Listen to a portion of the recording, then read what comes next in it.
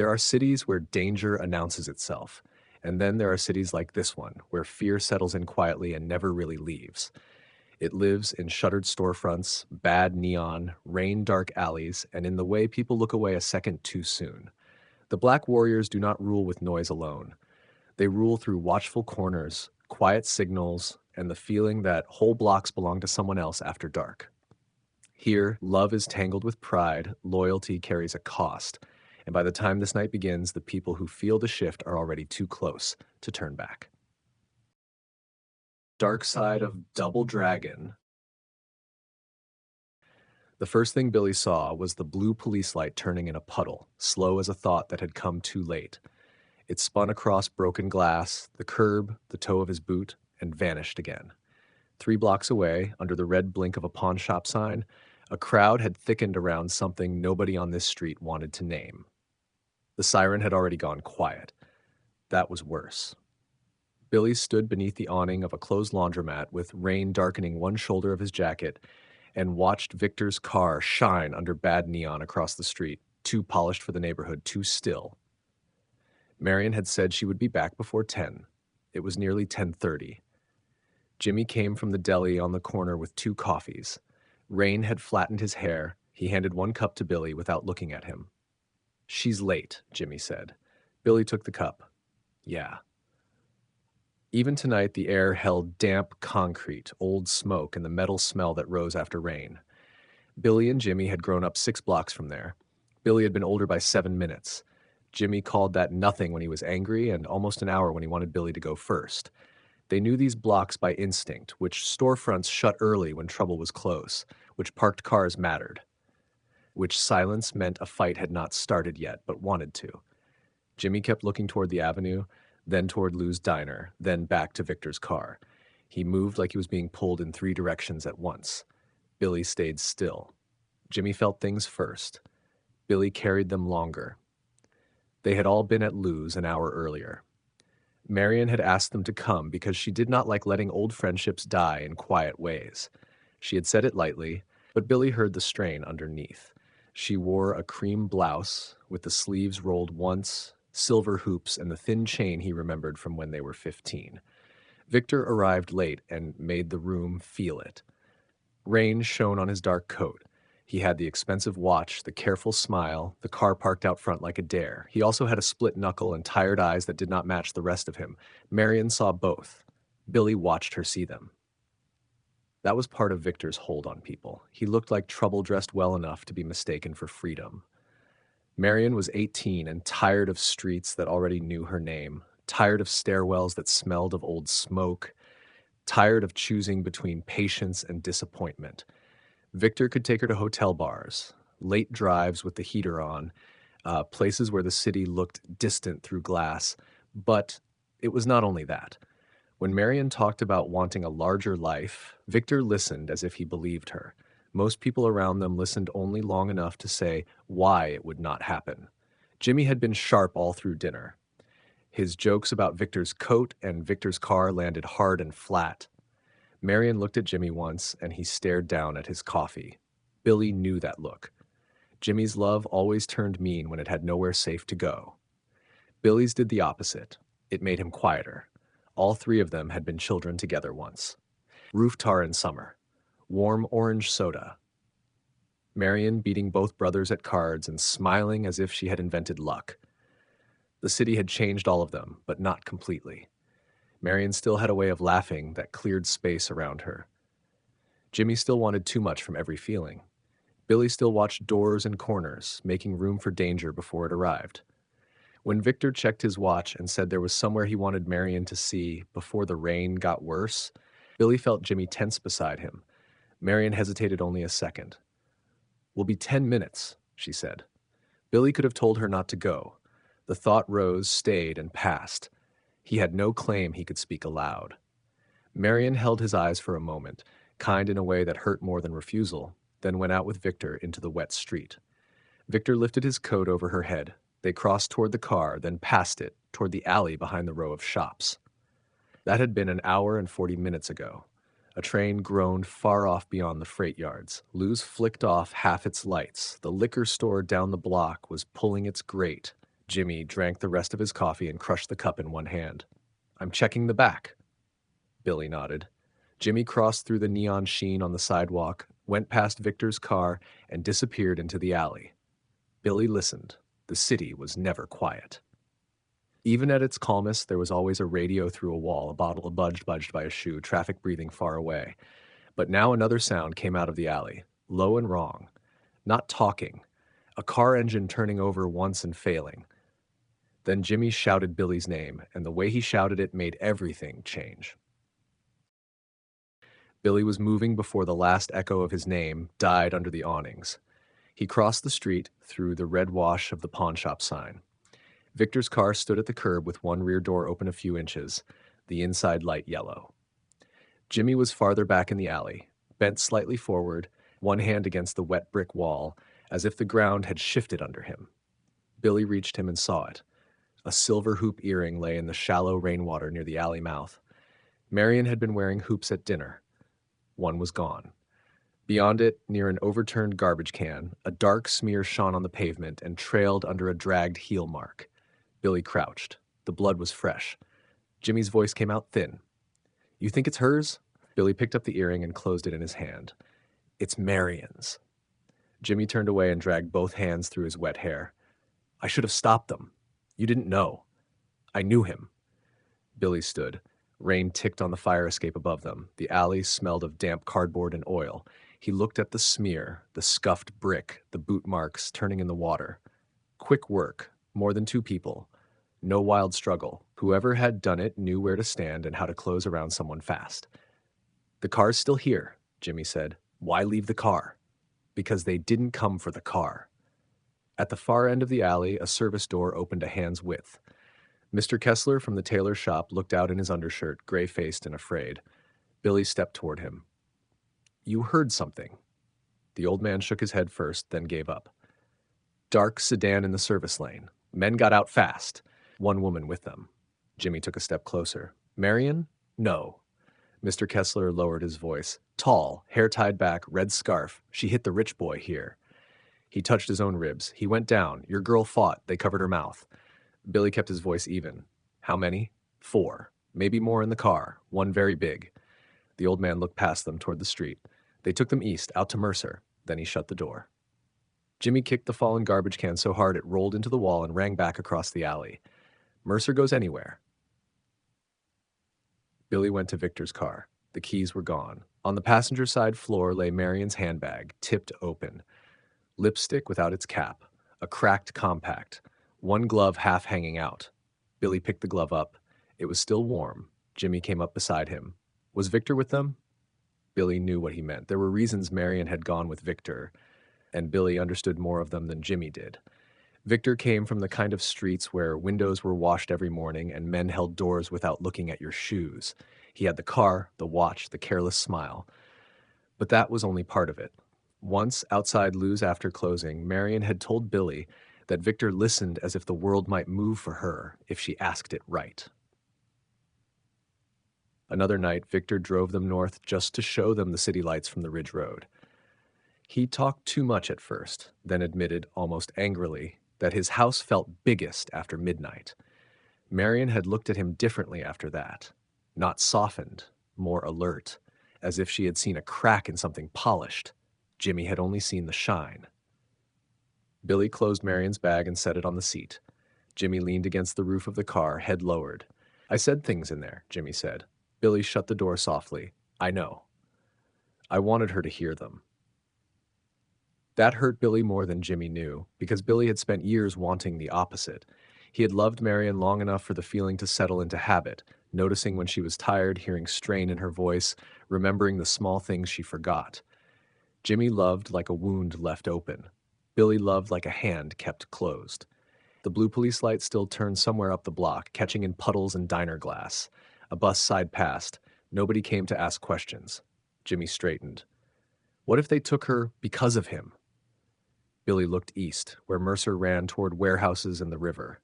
What if they took both? Billy said, and it doesn't matter why yet. Jimmy stared at him, then nodded once.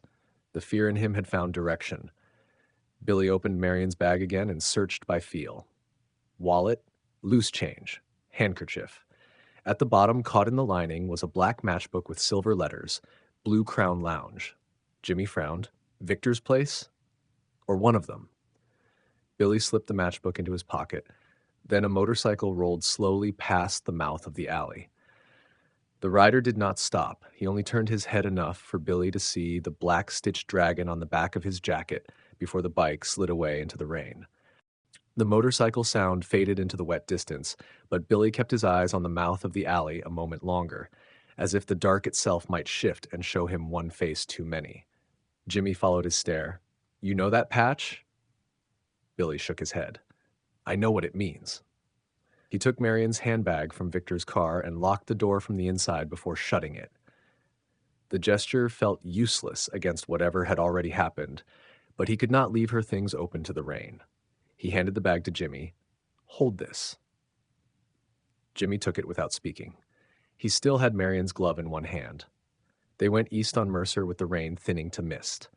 The avenue ran past warehouses, auto shops, and a furniture store with one letter missing from its sign. Streetlight pooled in broken shapes on the pavement. Between buildings, narrow service lanes cut back into shadow. Billy noticed curtains move on the second floor of a rooming house. A man under a bus shelter watched them too closely, then looked away. The city had begun to do what it always did when fear had structure. It withdrew and watched at the same time. The Blue Crown Lounge sat halfway down the block, under a blue script sign with two letters burned out. Music leaked through the door in a low, tired pulse. Jimmy slowed. "You think Victor brought her here before?" Billy looked at the matchbook in his hand. "Maybe." Jimmy gave a short laugh. "Of course he did." A year earlier, Marian had come by the brothers' apartment with a paper bag of peaches. Billy had been fixing a cabinet hinge. Jimmy was half asleep on the sofa after unloading trucks. And Marian stood at the sink washing a peach and said Victor had taken her dancing downtown. Not some school gym, a real place with mirrors, a coat check, and a band close enough to feel in your chest. Jimmy had muttered, "Must be nice." Marian turned. It was nice. Not defensive, just honest. Billy remembered the pause after that. Water running, the old refrigerator humming. Marian looking out the window as if the question she had not asked was bigger than any of them. What was she supposed to do with a life if every good thing in it stayed small?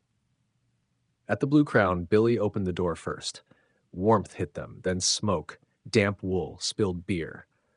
The room was narrow. Red booths ran along one wall. A cracked mirror behind the bar doubled the bottles and the tired faces under the lights. Three men at the far end turned to look when Billy and Jimmy came in, then turned back too quickly. Behind the bar, a large man with silver hair dried a glass and waited. Billy put the matchbook on the bar. The man glanced down. "So, this came from here," Billy said. "We're looking for two people. Girl, 18, dark hair, cream blouse, guy with a dark coat, split knuckle." The man's face did not move. "A lot of people come through." Jimmy set Marian's glove on the bar beside the matchbook. "Look again." That got a flicker. Recognition, then caution. "We're not cops," Billy said. "No," the man answered. "You're not."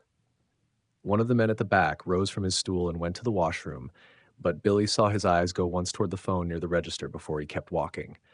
The bartender set the glass down. "Your friend came here a few times." Jimmy's jaw tightened. Billy asked, "With the guy?" "With the guy?" The man wiped the bar once, though it was already dry. She liked the music, liked the room, liked being where nobody knew what street she came from. Jimmy looked at Marian's glove, at the thin fingers the leather remembered. Billy said, "Tonight?" "They were here early, didn't stay. Two men came in after. One had a dragon stitched on the sleeve. They didn't touch either of them here." "Where did they go?" Jimmy asked. The man's eyes lifted toward the door, then back. "Mercer isn't safe for questions." Billy felt it then, a pressure in the room that had not been there when they entered. The jukebox seemed too loud. A woman by the cigarette machine had stopped pretending to choose. Outside, through the darkened glass, headlights slowed and held. The bartender's voice dropped. "Take your girl's things and leave." "She's not our girl," Jimmy said too fast. Billy put one hand flat on the bar between them, not touching Jimmy, only making a line Jimmy knew since childhood. "Enough." "They took them toward the river yards," the bartender said. "That's all I know." Jimmy leaned in. "Who are they?" The bartender looked at him for a long second, then at Billy. When he spoke, his voice was so low the jukebox nearly covered it. Black Warriors. The name did not sound invented. It sounded already old on other people's tongues. From outside came the soft squeal of brakes, and then a second car eased in behind the first. The second car stopped so softly it seemed to arrive on the room rather than on the street. Nobody inside the Blue Crown looked surprised. That was the part Billy trusted. Fear had settled too evenly. The woman by the cigarette machine lowered her eyes. One of the men in the booth turned his beer glass slowly, not drinking. Behind the bar, the silver-haired bartender did not touch the phone. Billy took the matchbook back with one hand and reached for Marian's glove with the other. Jimmy was already half turned toward the door. "Don't," the bartender said. The front door opened anyway. 3 men came in from the rain.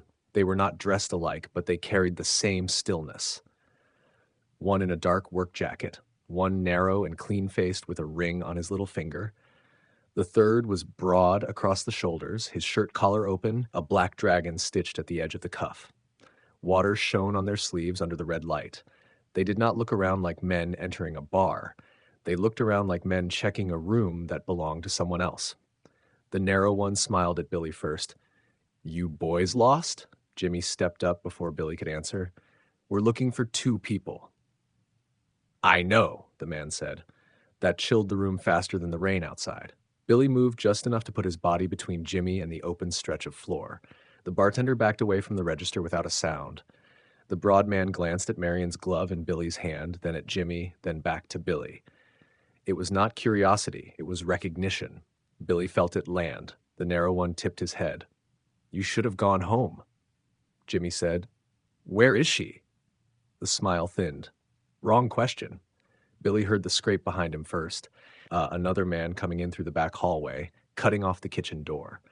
So there were 4 inside now, maybe more in the cars. Organized, fast. Not a street grab by drunks with bad luck and a knife. Something chosen. The bartender looked at Billy once, then toward the kitchen anyway, a warning small enough to miss. Billy took it. He shoved the bar stool nearest him sideways into the broad man's knees and caught Jimmy hard by the sleeve. Back. Everything after happened fast and without glamour. Glass fell. The narrow one reached inside his jacket, maybe for a blade, maybe just to scare. Jimmy swung first, wild with fear and anger, and hit the man across the cheekbone. The crack of it startled the room, and the broad man came up off the stool with a grunt and drove his shoulder into Jimmy's ribs so hard Jimmy stumbled into the bar and lost his breath. Billy hit the broad man once in the throat with the heel of his hand and once across the ear. Not clean. Not elegant. Just enough to break his balance. Then Billy grabbed Jimmy and pulled him through the opening behind the bar. "Move," Billy said. They went through the kitchen on wet tile slick with dishwater. A cook flattened himself against the stove, eyes wide, not helping, not hindering. Somebody behind them slammed into the swinging door. Jimmy caught the frame before he fell. Billy shoved the back latch open with Marian's glove still clenched in his fist. Cold rain hit them again. The service lane behind the Blue Crown was narrower than the first alley, crowded with crates, rusted kegs, and a delivery truck with no driver. Billy dragged Jimmy left just as a bottle shattered against the wall where Jimmy's head had been. They ran past the truck, cut through steam from a basement vent, and did not stop until Mercer opened into a darker block near the shuttered produce market. Jimmy bent double, hands on his knees, fighting for air. Billy listened behind them, footsteps. 1 set, then 2, then none. Whoever had come after them knew the streets well enough not to rush blind. Jimmy straightened slowly and pressed a hand to his ribs. "I'm fine." Billy could hear the lie in the way he breathed. A train rolled somewhere beyond the warehouses, iron grinding on iron. The city felt larger now and at the same time more enclosed.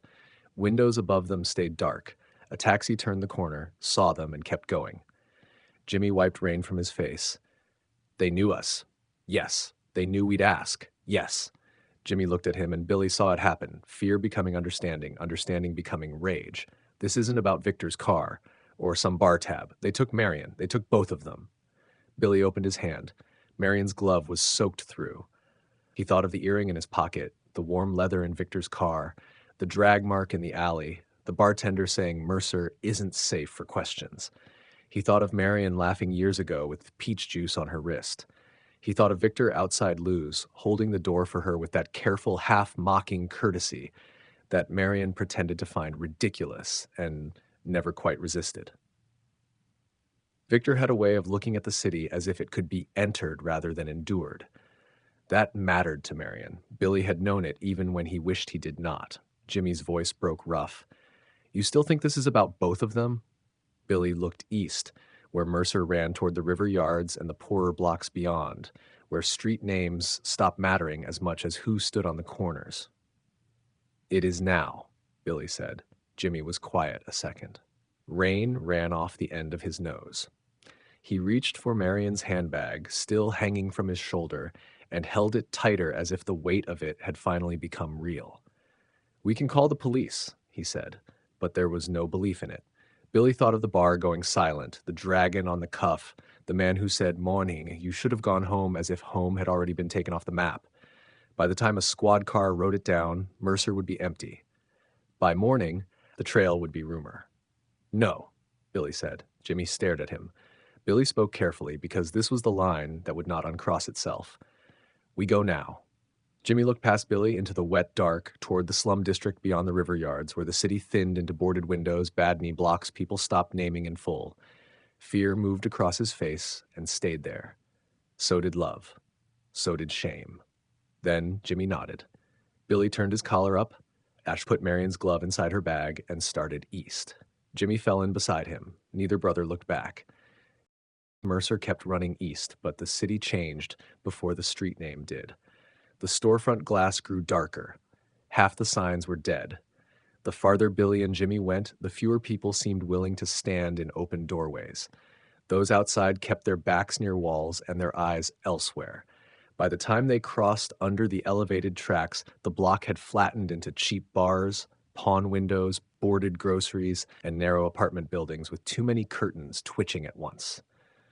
Rainwater ran black along the curb.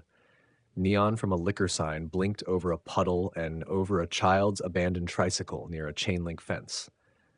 Jimmy shifted Marian's handbag higher on his shoulder. He had stopped asking whether Billy was sure they were going the right way. Billy walked half a step ahead. He was listening for cars that slowed too long, for shoes scraping behind them, for boys sent to carry messages faster than grown men. "This feels wrong," Jimmy said. Billy kept looking forward. "It is." "That's not what I mean." Billy knew Jimmy wanted the other wrong, the older one. Marian in Victor's car. Billy saying nothing because saying something would have broken what little balance remained between them. Ahead, a boy no older than 14 stood under the awning of a closed shoe store, collar up, hands in his pockets. He watched them come with a stillness that did not belong to his age. When Billy met his eyes, the boy disappeared through a side passage without hurrying. "Runner," Jimmy said. Billy nodded. A block later, the first car passed them slow. Dark sedan, 2 men inside, silhouettes only. The car rolled on, turned the corner, and did not come back. The silence after it felt arranged. They reached a strip of buildings where most of the ground floor windows had been painted from the inside. One diner remained open, though the sign only showed "din." Beside it stood a payphone with the glass cracked. Under the phone, a dragon had been drawn in white chalk and rubbed nearly away by shoes and rain. Jimmy saw it too. "You think that's them?" Billy looked at the outline. "I think this is theirs." Inside the diner, the waitress did not greet them. 4 men sat at the counter without eating. Their coffee cups were full. Billy and Jimmy took a booth near the window. Jimmy set Marian's bag on the seat beside him and kept one hand on it. The waitress came over. Billy said, "We're looking for 2 people taken through here tonight." Her eyes did not change. "Can't help you." Jimmy leaned forward. "Girl, 18, dark hair, guy with a dark coat." The waitress stared past him toward the men at the counter. "I said I can't help you." One of the men turned on his stool. Thick neck, blunt face, jacket strained at the shoulders. Not the broad man from the Blue Crown, but close enough in type to make Billy feel the pattern tightening. The man smiled without warmth. "You boys from west of the tracks?" Billy answered first. "Does it matter?" "It does here." The other 3 men turned then slowly. They looked rested. Waiting had been part of the work. Billy stood. "We're leaving." The thick-necked man rose too. No one said you could. Jimmy came up beside Billy before Billy could stop him. That was the first crack showing in plain sight. Billy moved to measure danger. Jimmy moved to answer it. The thick-necked man nodded at Marian's bag. Leave that. Jimmy tightened his hand on the strap. No. Billy saw the second man shift his weight and knew the blow was coming a breath before it did. He turned, took it partly on the shoulder instead of the jaw, and the force still drove him into the edge of the booth. Pain flashed hot down his arm. Jimmy lunged and slammed the attacker into the counter hard enough to rattle the cups. Then the thick-necked man hit Jimmy low in the ribs. Jimmy made a short, broken sound. Air left him, his knees buckled. Billy caught the thick-necked man once in the mouth and once in the side of the neck. The man staggered but did not fall. One of the others came in from Billy's left, and Billy drove an elbow back by instinct, felt it land, heard breath break. Go, Billy said. Jimmy was bent over, one arm crushed across his ribs, but he grabbed Marian's bag and stumbled toward the door. Billy followed, backing out. None of the men chased them. They reached the sidewalk and kept moving until the diner sign was a red blur behind them. Billy's shoulder throbbed with each step. Jimmy's breathing had turned shallow and uneven. At the mouth of the next alley, Billy stopped him with a hand to the chest. Jimmy flinched. What? Billy listened. No footsteps, no rush, only a window sliding shut above them. That wasn't to stop us, Billy said. Jimmy looked back at the dark diner, at the painted windows, at the block that had gone still again around it. It was not a fight, it was a greeting. The words stayed between them for a moment, almost too plain for what they meant. Jimmy's chest rose carefully under his damp shirt. He had one arm still clamped over his ribs. Billy could see where the blow had changed the way he stood. Billy's left shoulder had begun to stiffen. When he flexed his hand, the ache ran up into his neck. Jimmy looked back toward the diner again. Then why let us walk? Billy listened to the block. A radio somewhere above them, water ticking from a fire escape, no footsteps, no one running after them because no one had needed to. So we know they know, Billy said. Jimmy let out a breath that turned into pain halfway through. He leaned against the wet brick wall and shut his eyes for a second. Marian's bag hung from his shoulder. He had not let it go once. Billy touched his sleeve. Can you move? Jimmy opened his eyes. Yeah. It meant not well, but enough. They left the alley and kept east. The slum district did not announce itself with one line or one corner. It thickened around them. The sidewalks narrowed where trash bags sagged against chain link. Windows on the second and third floors were covered with blankets, cardboard, newspaper. Neon from a check-cashing place buzzed over the street in a sick pink haze. A dog barked once behind a fence and went silent. A city bus rolled past nearly empty, its lit windows sliding over them like a brief inspection, then it was gone. At the next intersection, Billy saw another chalk dragon on the curb, smaller than the first, drawn beside the drain where rainwater swirled black. Across the street, a girl in a yellow raincoat stood in a doorway pretending to smoke. She was too young for the stillness she had. When Billy and Jimmy passed, she touched 2 fingers to her sleeve. A quick signal, and a boy ran out from between parked cars and vanished down the block. Jimmy saw that one. That's twice. Billy nodded. By the time they reached Sutter Court, he had counted 6 watchers. 2 children, 3 men, 1 woman standing at a laundromat window with no laundry in sight. None of them stopped the brothers. That made it worse. They were being measured, passed along, maybe even expected deeper in. Jimmy said, "How far does this go?" Billy did not answer because he had begun to suspect the truth of it. Farther than 1 block, farther than Mercer. It had shape. Sutter Court ran behind a row of boarded storefronts and opened onto a small square where a grocery had burned months ago and never reopened. The shell still stood, blackened inside. Someone had hung a trouble light in the doorway, and under it 3 men played cards on a wooden crate. They looked up together when Billy and Jimmy entered the square. One of them was the broad man from the Blue Crown. His ear was swollen now. He sat with his jacket open, as if waiting had become comfortable.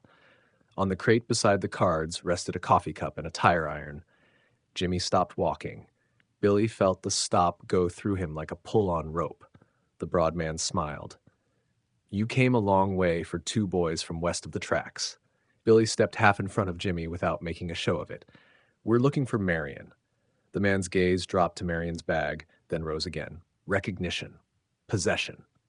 He knew whose it was. Around the square, curtains shifted. A second-story window opened a crack. Somewhere behind the burned grocery, feet moved over broken glass and then held. The broad man picked up his coffee, took a slow drink, and set it down again. "A lot of people go missing around here." Jimmy's voice came sharp. "Say her name."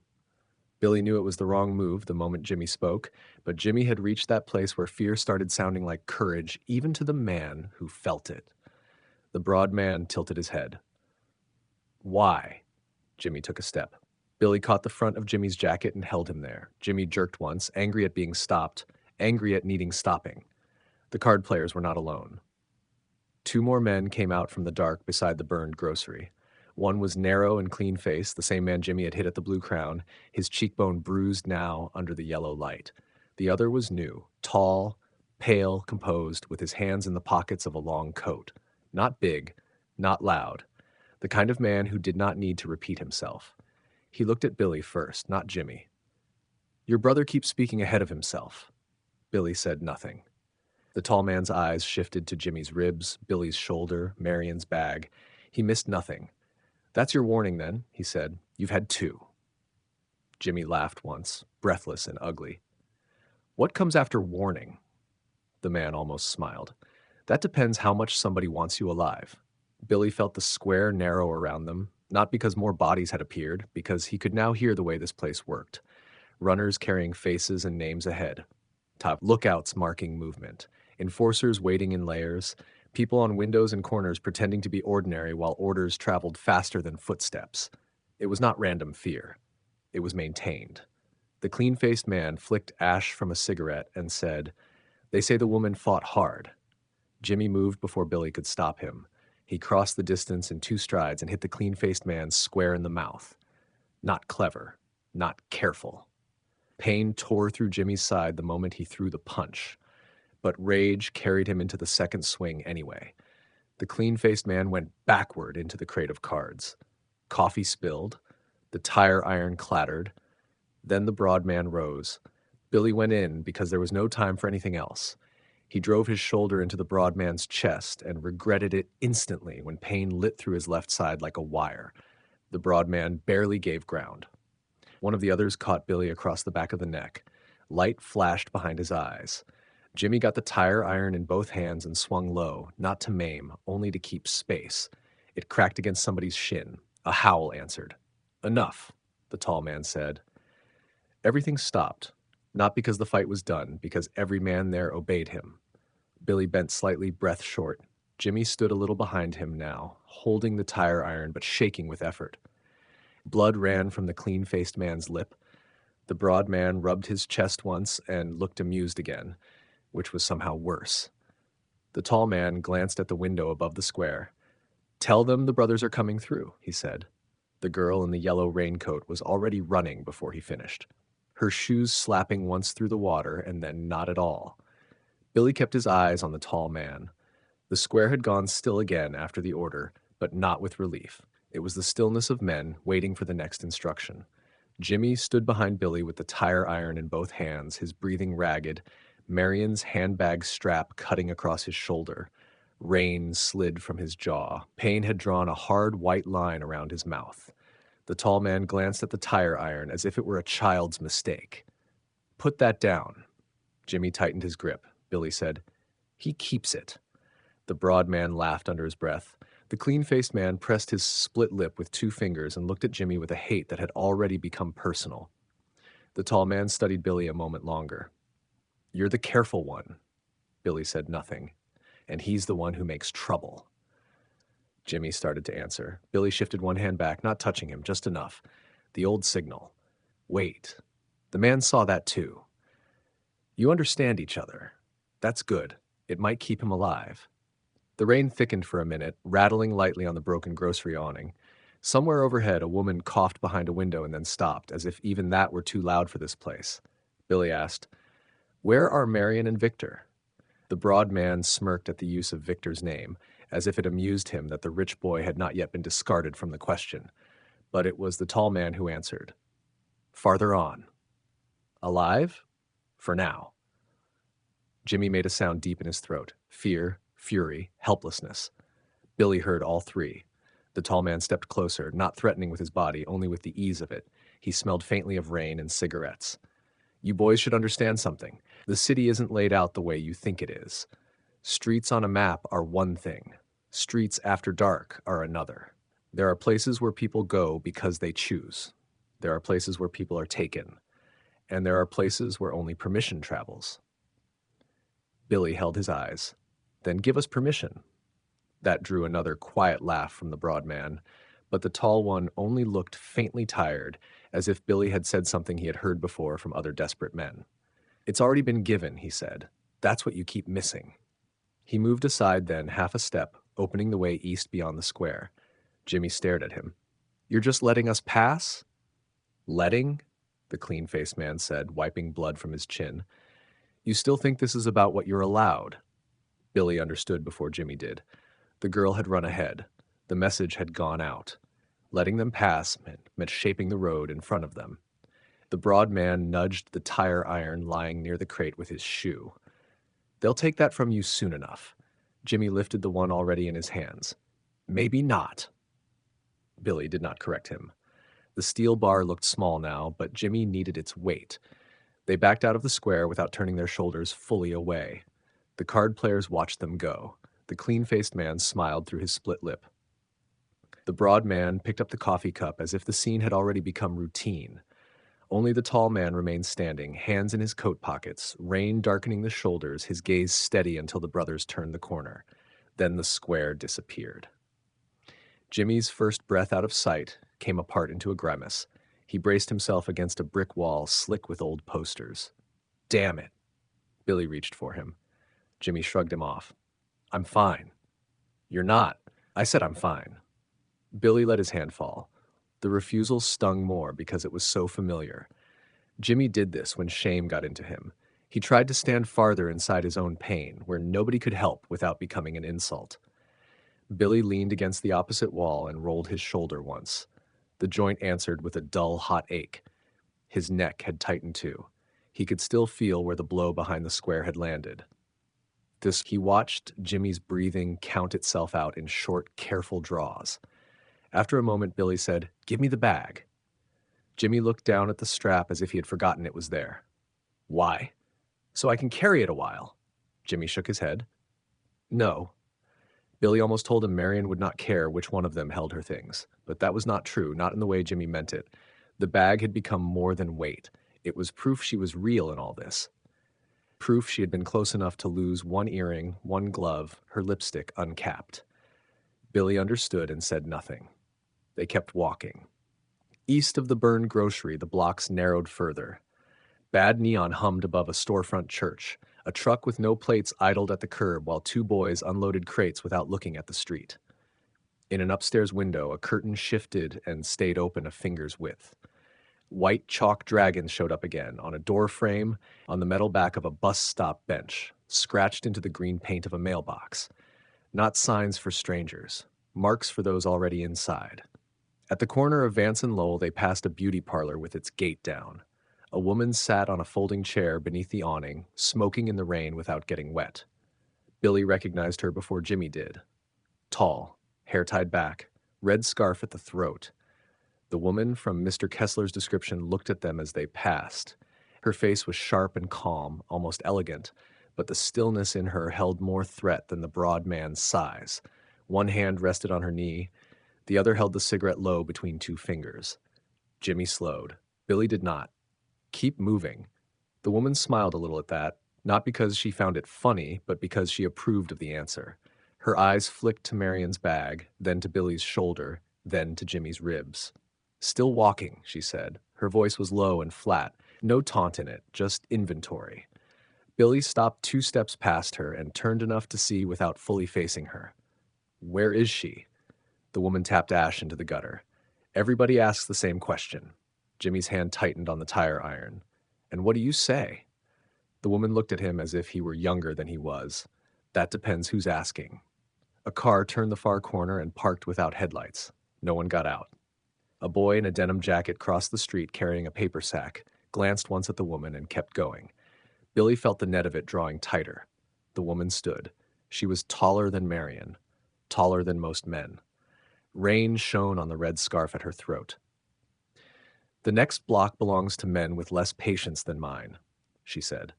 "If you run, they'll hurt you. If he talks too much, they'll hurt him first. If you keep going east, you may still see the girl." Jimmy took a step toward her. "And Victor?" For the first time, something like disdain crossed her face. "If he's lucky," she said. She dropped the cigarette, crushed it under her heel, and walked away without looking back, disappearing through the side door of the beauty parlor as if she had never been part of the street at all. Jimmy stared after her. "You heard that." Billy had heard more than Jimmy had. The woman had not said maybe. She had said may still. He looked east. The block ahead was darker, narrower, full of parked cars with black windows and stoops where no one sat. Jimmy's voice went low and raw. "You keep acting like we can think our way through this." Billy turned to him. "And you keep trying to bleed your way through it." Jimmy's face tightened. "At least I'm doing something." The words hung there, ugly the moment they were spoken. Billy did not answer. He only started walking again. After a few seconds, Jimmy followed. Neither of them spoke for most of the next block. The argument stayed between them anyway, raw as a fresh bruise. Billy could feel it in the space Jimmy kept now, half a step farther back than before, close enough to stay together, far enough to make the distance mean something. The street narrowed into a lane of shuttered repair shops and rooming houses with their stoops sunk low from years of rain. A blue vacancy sign buzzed in a window with no glass behind it. A man sat on an upturned milk crate under an awning, face hidden by his cap, not smoking, not reading, not doing anything except being there. As Billy and Jimmy passed, the man lifted his hand once and scratched the side of his neck. Across the street, a second man stepped out of a doorway, saw the signal, and disappeared again. Jimmy noticed. "They don't even hide it now," Billy said. "No." The farther east they went, the more the district seemed to belong to one nervous system. A runner slipped between two buildings and was answered by another on the next corner. A car idled, headlights off, then eased forward when they passed as if keeping pace with them by instinct. Chalk dragons gave way to black ones painted small and high, where only those looking for them would see. On a chain-link fence, on a loading door, above a pharmacy grate. Not decoration. Marks of reach. At the end of the lane, they came to a narrow market strip still open under sickly fluorescent light. Fish on crushed ice, cigarettes in locked glass, bruised fruit in bent wire bins. A woman in a quilted housecoat stood bagging onions while a radio murmured baseball scores from somewhere under the counter. When Billy asked if she had seen a dark sedan or a girl in a cream blouse, her hands stopped moving, but only for a second. "I don't see anything," she said. Her eyes flicked once to Jimmy's bag and once to Billy's shoulder. Then she added very softly, "Try the underpass." Jimmy leaned in. "Why?" The woman shook her head, angry now at herself for having said even that. "Go before someone sees me talking to you." Billy thanked her, and that made her look up in surprise, as if politeness had no business left on these streets. Outside, Jimmy said, "You trust that?" Billy glanced back at the store. The woman had already pulled the shade halfway down. "Enough." Jimmy took a careful breath and winced. "My side's getting worse." Billy stopped. "Let me look." Jimmy almost refused. Billy saw it in his face, pride rising the way fever rises. Then Jimmy nodded once and turned a little under the dead red glow of a liquor sign. Billy lifted Jimmy's jacket and shirt just enough to see. The skin over the lower ribs had gone dark already, the bruise spreading ugly and deep. Not broken, Billy thought, but close enough to hurt with every breath. Jimmy watched Billy's face. "Bad? It'll slow you." Jimmy gave a short, humorless smile. "Everything slows me." Billy let the shirt fall. "You're still here." Jimmy looked away. "Yeah." The answer held more than agreement. Billy heard the child Jimmy had once been in it, the one who used to follow him onto roofs, onto frozen lots, into places their mother had forbidden. Jimmy had always been brave in the wrong direction first. Billy had spent half a life turning that courage a few degrees so it would not kill him. They started again. The underpass lay beyond a church lot filled with broken concrete saints and rusted bicycles chained to a fence. The city dipped there. The tracks ran overhead in black lines, and beneath them the road widened enough for trucks. Water dripped from the girders in slow, cold beads. Spray-painted dragons covered the columns, layer over layer, some sharp and new, some ghosting through older paint. Billy saw fresh tire marks leading through and out toward the river. He also saw the boys. Two of them sat on the hood of a parked Buick of the bridge, no more than 16, sharing a paper bag. They looked lazy until Billy and Jimmy came close. Then both straightened at once. One hopped down. "Road's closed." "To who?" Jimmy asked. The boy's eyes went to the tire iron in Jimmy's hand and then to Billy, measuring which brother would move first. "To people who ask," Billy said. "We're crossing." The second boy slid off the hood more slowly. He had a split eyebrow, fresh, maybe from some other message carried too slow. "No, you're not."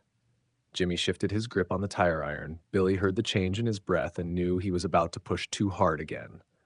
Then headlights swept briefly across the underpass from the far end, and both boys turned their heads at once. A black van rolled past beyond the pillars without stopping. Through the side window, Billy saw only shapes. One driver in front, one passenger. In the rear, for the length of half a breath, a pale hand struck the glass from inside and was gone. Jimmy saw it too. "Marian." Billy caught his arm before he ran into the road. The van never braked. It moved east toward the river yards and the low industrial lights beyond. The boys under the bridge did not try to stop them now. They were already looking past the brothers, toward whatever would come next if the van had passed through. Jimmy tore free and started forward. Billy followed. By the time they reached the far side of the underpass, the slum blocks had begun to fall behind them. Ahead, the city opened into rail lines, warehouses, and metal towers with red lamps burning at their tips. The air changed. Less smoke, more rust, oil, river damp. Jimmy's voice came sharp with pain and certainty. That was her. Billy looked at the tracks, the truck routes, the rows of dark freight cars waiting under bad light.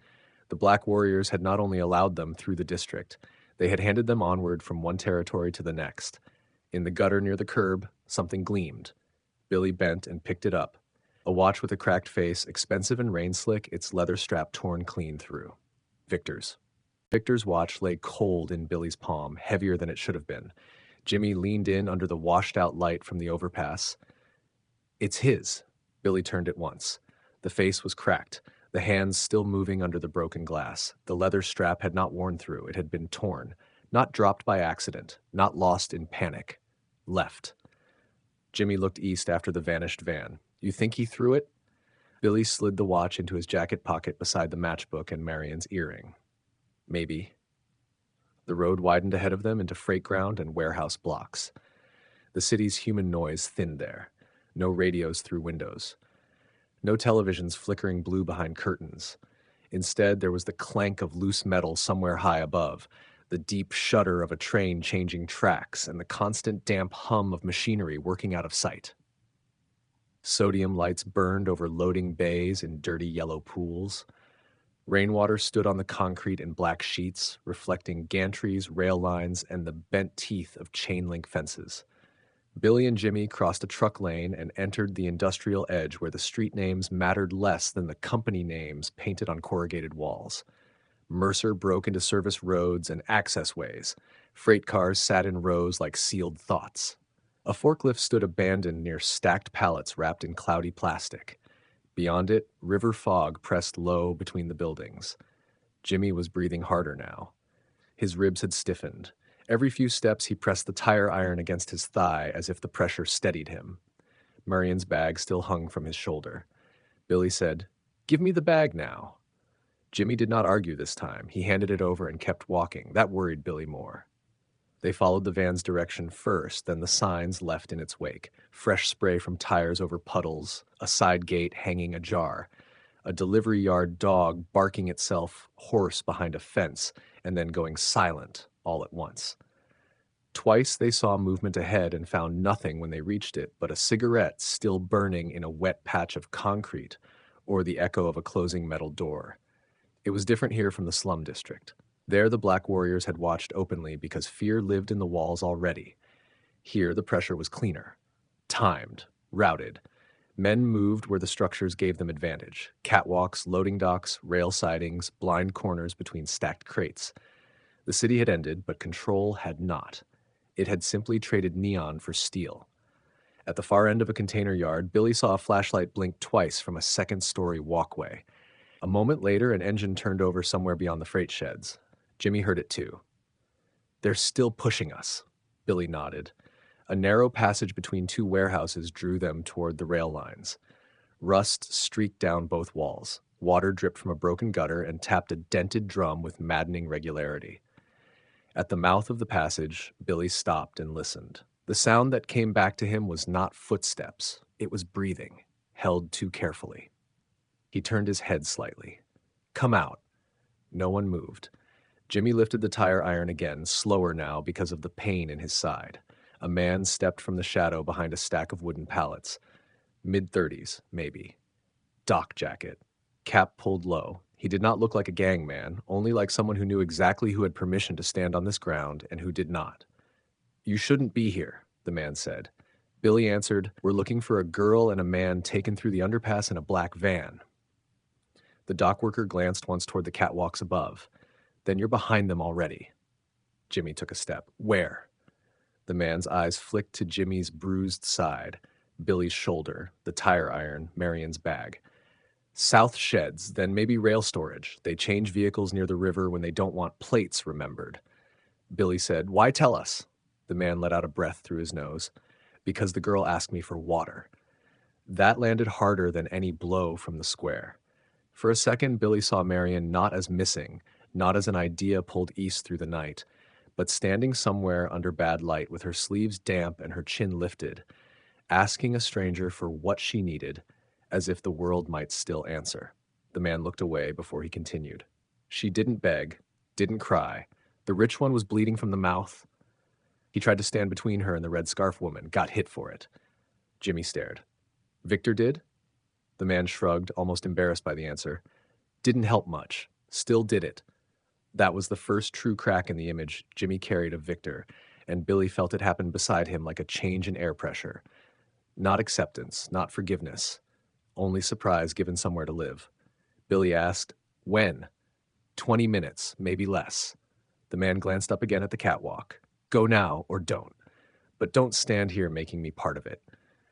Then he disappeared back between the pallets, swallowed by shadow and rust and work he had already decided to survive. Jimmy said nothing for several steps after they left the passage. They crossed two sets of tracks and cut behind a warehouse marked Marston Cold Storage in flaking white paint. The place smelled of iron, river water, and old diesel. Overhead, a crane moved with a long, slow groan, though no operator could be seen. Metal echoed on metal far off like doors closing in another world. Billy said, "You heard him." Jimmy's mouth tightened. "I heard. That watch may have been for us." Jimmy looked at him. "You think Victor's helping? I think he didn't just go quiet." Jimmy swallowed, then winced from the movement in his ribs. He still brought her into this. Billy did not argue. The truth could hold more than one edge at once. Ahead, the warehouse lanes opened into a broad loading space with rail storage on one side and stacked freight containers on the other. A single work lamp swung above the concrete, painting the ground in a slow, uneasy arc. Under that moving light, Billy saw the tracks of the black van curve toward the south sheds. He also saw something else.